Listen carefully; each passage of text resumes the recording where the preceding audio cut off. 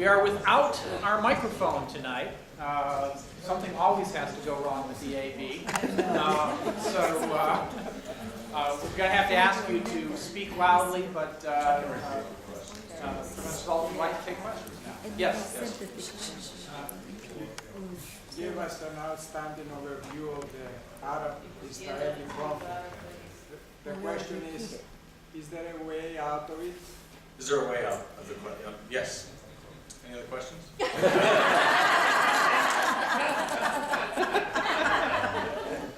That's very good. I do have to answer him before I ask you.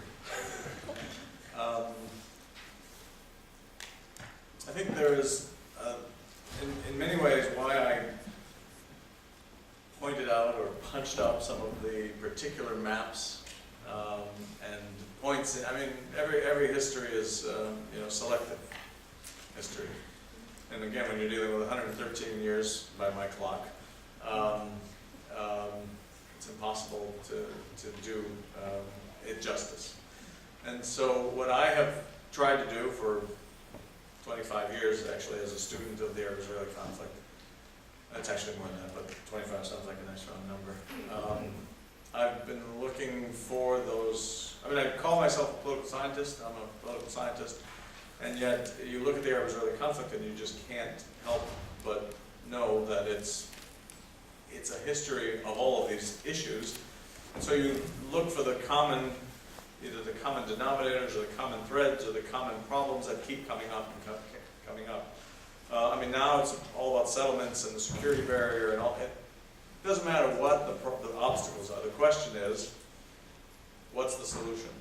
And there is and has been a solution for a good 100 years, and that's a one-state solution. But that's not going to happen.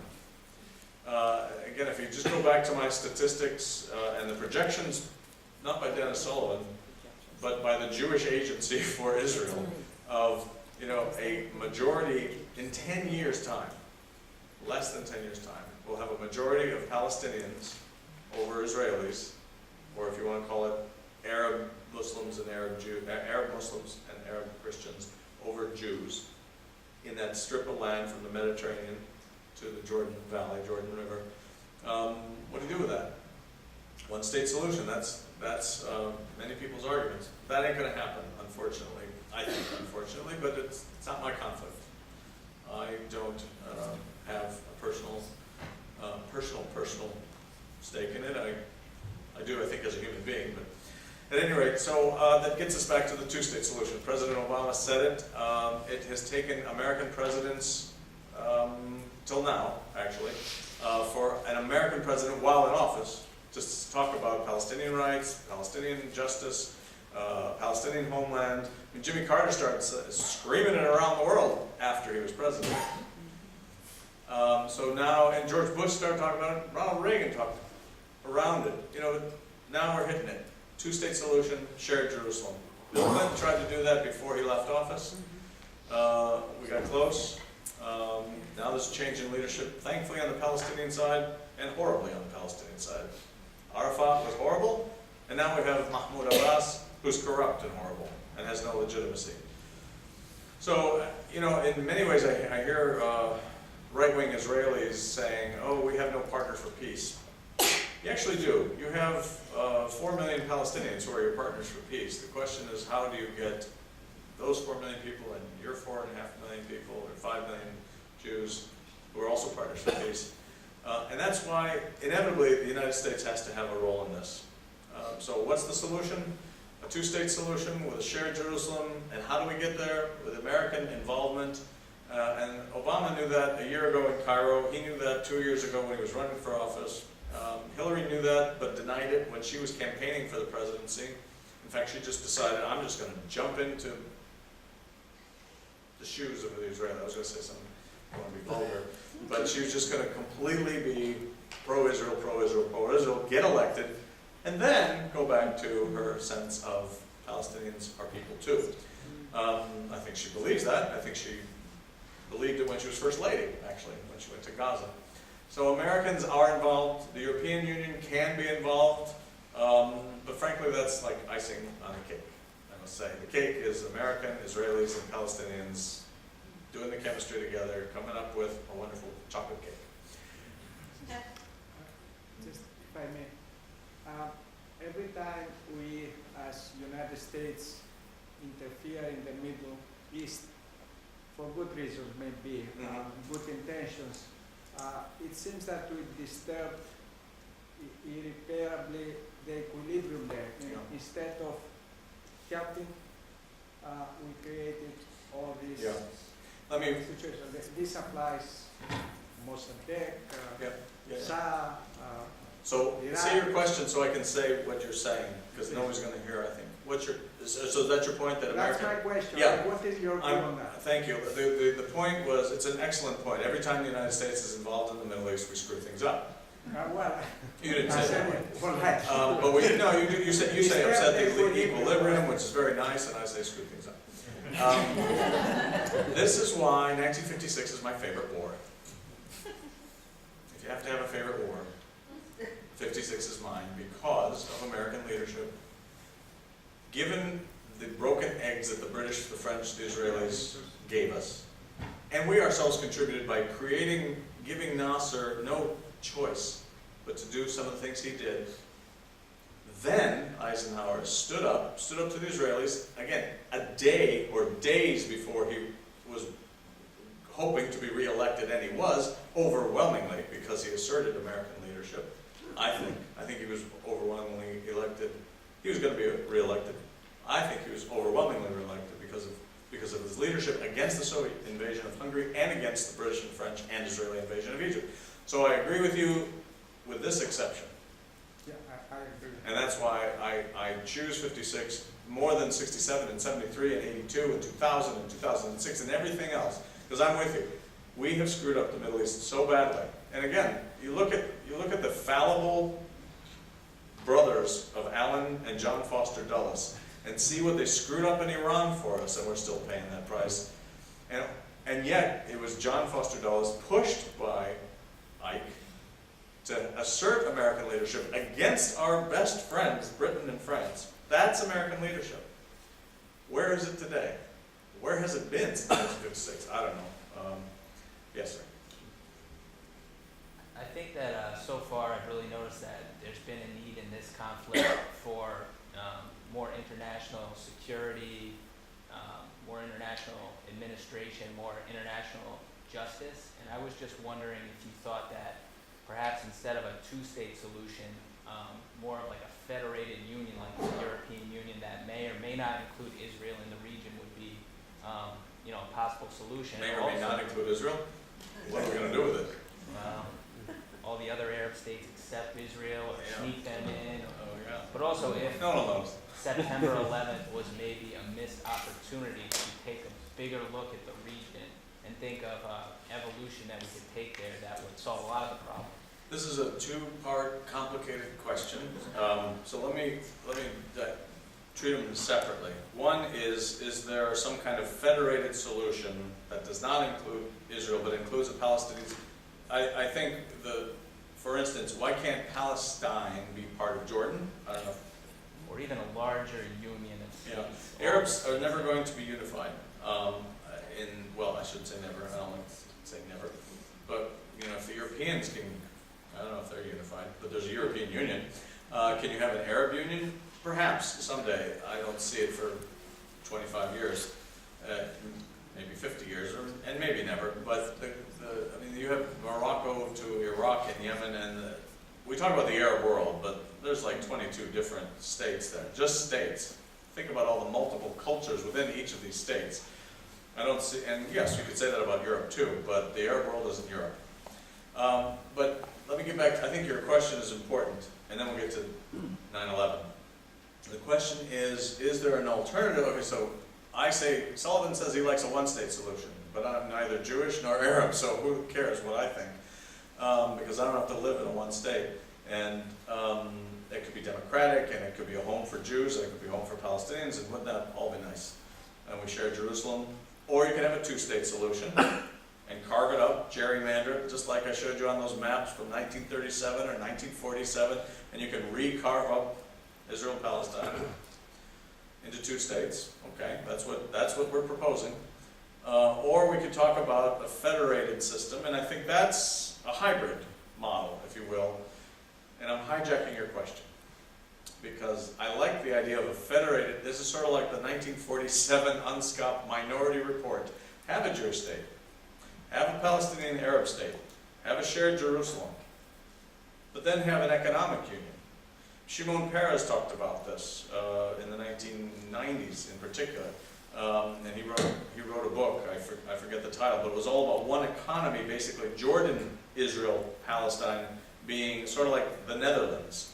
And there was a leading advisor to Arafat, who's still involved in Nabil Shaf, his name is, and he too talked of Isfalur being similar to Benelux, Isfalur being Israel, Philistine, Palestine, and Urdun, or Jordan. So there are smart people in Israel and Palestine thinking about how we can move toward an economic union, even if not a political union. I mean, Palestinians use the shekel. Palestinians are fluent in Hebrew. There is one economy, and yet you have a first world economy for Jews, primarily, and you have a less than third world economy. I don't know what Gaza is. It's a 12th world or something. And yet they still use the shekel. They still use Hebrew when they need to, but mostly in the West Bank. So there is a linguistic, cultural, and economic union of sorts, but it's totally informal. And that, there are, I mean, again, I find myself saying nice things about Benjamin Netanyahu all of a sudden. It's like he of all people, I mean, a man I do not like politically at all, but he too will say, look, if we focus on the economy, maybe the politics will come. That's too simplistic, and I don't want to say that. But again, I've hijacked your question on the union side. I don't think the Arabs will ever get to that union. The other point was 9/11 was it? I'm sorry, I think you said opportunity. What else can we call it? It was an opportunity for the United States to remake its role, or at least to rethink how it approached the Middle East. It was, and we were there. Oh, until Iraq. We were there through the Afghanistan. We had the world's support into Afghanistan. We had our own support. We had unity. And then the drumbeat toward Iraq which was happening actually, talk about an opportunity, what George Bush and criminal company did. Sorry, did I say that out loud? And again, if you read Richard Clarke, the man who was the head of the National Security Council, read his book on Against All Enemies, Foreign and Domestic is the implication, and he knows who the domestic enemies are, the men he worked for. But he took that, he was told on day one, find a link to Saddam. I mean, talk about an opportunity. That's what an opportunity was given to George Bush and Cheney and Rumsfeld and Wolfowitz. That's the opportunity. What the opportunity was for us to do was, in fact, do what we did. And again, there was a lot of really wonderful rhetoric out of the Bush administration. I mean, that cartoon I start with. Okay, this is our need to address the Arab-Israeli conflict because we have a global war on terror. I mean, that rhetoric was his rhetoric. It was also put into a cartoon because within days, he did speak about, okay, his dad, his father, when Saddam invaded Kuwait to liberate Palestine. George Bush, the father, the good George Bush, talked about there's no connection between the Gulf and Israel-Palestine. There's no link. We defeat Saddam, push him out of Kuwait, and we start a peace process on Israel-Palestine. Immediately. Why? Because we promised the Syrians, the Egyptians, the Saudis that when we're done with this, we'll take care of this. So there's always a link. That was my point also. There's always a link between global events. So yes, was there an opportunity? Absolutely. And did we miss it? No. We took it and we turned the world into the hellhole that it has become in the Middle East, and our troops and our families and our economy and the global economy. I'll better stop. Other questions, please? Yes, yes, sir. This week there have been two sort of surprising events in this area. One, that Abbas agreed to negotiate, at least indirectly, and secondly, that in response to that, apparently, the Israelis decided to build more settlements. Clearly, there were external forces going on Abbas and on Netanyahu. Can you describe what you think happened, why it happened, what the different forces were that caused it to happen? Yeah, it's a good, I don't know if everyone got to hear the two recent events in the last week or so. That Abbas has agreed to indirect talks with the Israelis, and therefore Israel has agreed to indirect talks with Abbas, Abbas being the head of the Palestinian Authority. And the other is the increase in Israeli settlements in the West Bank. And what's the connection, and is there, you know, and how can these things go? I mean, the sad part is that, you know, we rightly celebrate when there are indirect talks. When, you know, 17 years ago, it was all direct talks, and had been. And yet the settlements just continue, just continue, just continue. One of the saddest aspects of this is that you have, and again, I'll point to Obama's opening remarks. You know, the Palestinians, what you'll see if you go to this link is, you know, the Palestinians have to give up violence. And look what the black community did in the United States. And we gave up violence, and look what we achieved. Okay, great, inspirational. And the Israelis have to agree to their terms too. And settlements have to stop. Like, wow, okay, wow, this is all good stuff. Until you get to the reality that, unfortunately, our president doesn't do anything about settlement expansion. I mean, I'm a Democrat. I just want to say it. I'll get it out there. I got it off my chest. I'm a Democrat, very reluctant Democrat when it comes to the Israeli conflict. The Democratic Party is pretty bad when it comes to the Israeli conflict. Oh, except for Jimmy Carter. Oh, and except for Bill Clinton. And oh, we thought Obama. I like Ike. I like Ike, a good Republican. I like Jimmy Baker, not the guy on televangelist Jimmy Baker, but James Baker. James Baker also stood up to Israelis and the other Ford, Jerry Ford. Jerry Ford also a weak president, probably one of the weakest presidents we've had. Also was able to stand up and say, you know, we're just gonna delay the delivery of some F-14s or something, some fighters. Just gonna delay the delivery a little bit until the pro-Israel lobby just, you know, got all over him. But James Baker, and his president, the good George, you know, they were able to stand up to Israel and get them to the table, get them to negotiate, twist their arms. What's wrong with that? I mean, these two parties, as we call them, the Israelis and the Palestinians, they're not just going to run into each other's arms and dance and sing, and they're not. They need to, you know, that wonderful image I have of Bill Clinton forcing Rabin and Arafat to shake. I mean, that's like, yeah, because they agreed beforehand, I'm not shaking his hand. Rabin was like, you can get me out there, but I'm not shaking his hand. Like, Clinton's like, sure, no problem, let's go. Oh, you're here, let's not lose this moment. So that whole pushing together is, I mean, that's a great visual I think we have to assert as Americans. And so, I don't know if I got to the... No, I think you really did. Because there was some reason, let's take the second of the two, Yeah. where Israel decided the moment after Abbas said it will negotiate to basically stick a thumb in everybody's eye.